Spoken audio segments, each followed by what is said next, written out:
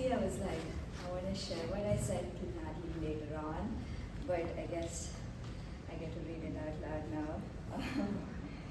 now. Yeah, I think until this morning I didn't know what I would be reading. So yeah, it's work in progress. I don't know if this is gonna come out straight, but thank you for being here and I'm really grateful for the space.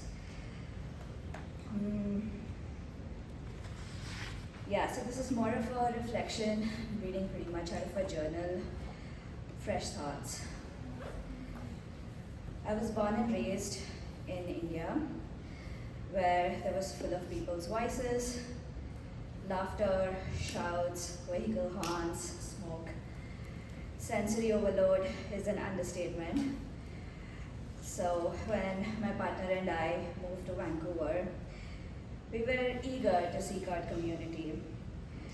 We hoped that the myths about Vancouver being an unfriendly place were unfounded. Well, there was a small issue. We arrived here on March 12th, 2020. 2 days later, everything shut down. Even the grocery store clerks didn't smile at us.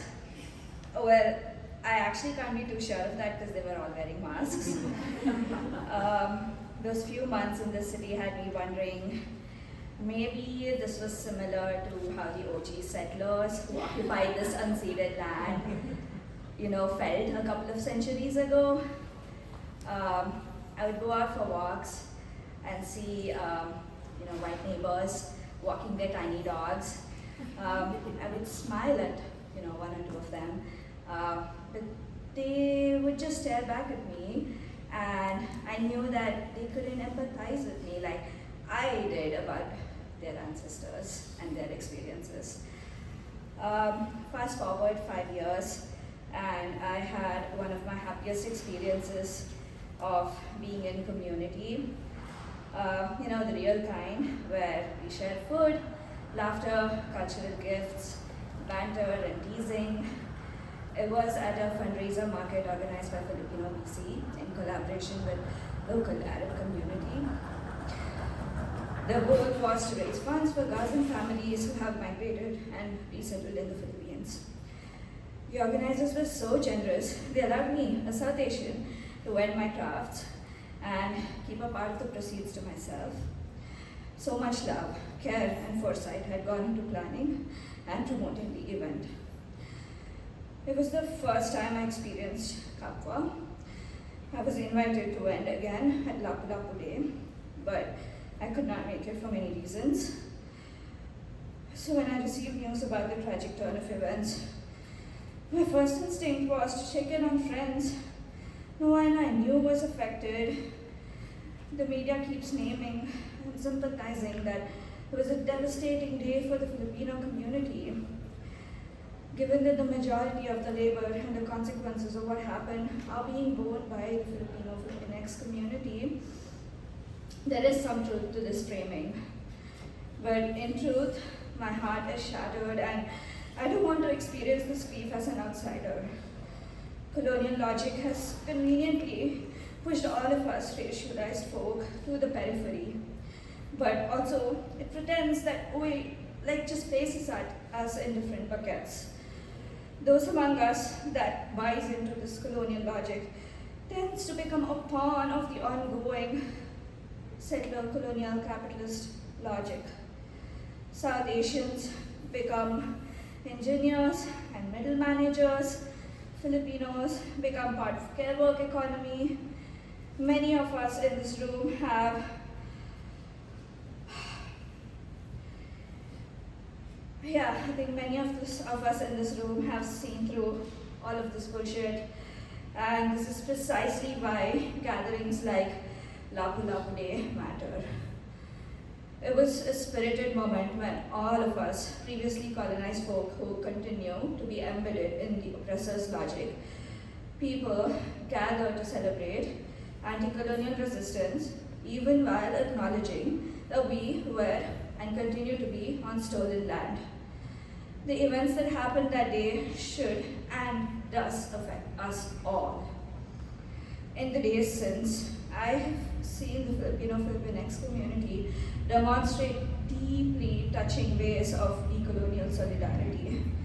I have learned about Kapwa, now how we're all interconnected, and also about Ingat, the deep commitment to collective care and nursing grief. I grew up writing chants and hymns because I was in a religious Orthodox household. I would write those hymns and chants many times over, and now I've turned atheist. But in the last few days, I've found solace in writing with my pen, repeating patterns on sheets of paper. I've been tracing the Bible symbol for Ka, a symbol that holds a lot of symbolic weight, and this is again something I learned only in the last few days. And this is how that symbol looks. I think as I write it, it's turned into like this meditative experience. I've been making like little healing charms for friends that I hope to give personally when I meet them, to share my emotions and sit with them and whatever's coming up. And as I wrote, I realized that there's already a lot that connects us, and I don't need to sit in this guilt that, maybe this is not my experience, because we were all once colonized people. We're all still part of very similar ongoing experiences. And also I grew up speaking a language called Kannada. And as I kept drawing out the Ka, I realized that it's very close to the Kannada symbol for Ka. But before I show you what that symbol looks like, I also realized there was another music that came up, and I want to share that as well. We Indians were colonized by the British, and honestly, that experience, at least for my ancestors, because I come from a privileged caste family, wasn't as bad as settler colonialism looks like over here. But also, we learned cricket from our colonizers, and we've turned into cricket players who seem to have we play better than the English. I can say that. So yeah, I realized that if I added a cricket ball underneath the symbol for Ka, in the Bye-Bye symbol, it turns into the Kannada letter Ka. So yeah, just some musings that have come up but have also made me feel that feeling of Kappa. And yeah, I can't believe I get to share this story here. It couldn't have been a better gathering. Thank you. Thank you for listening to me.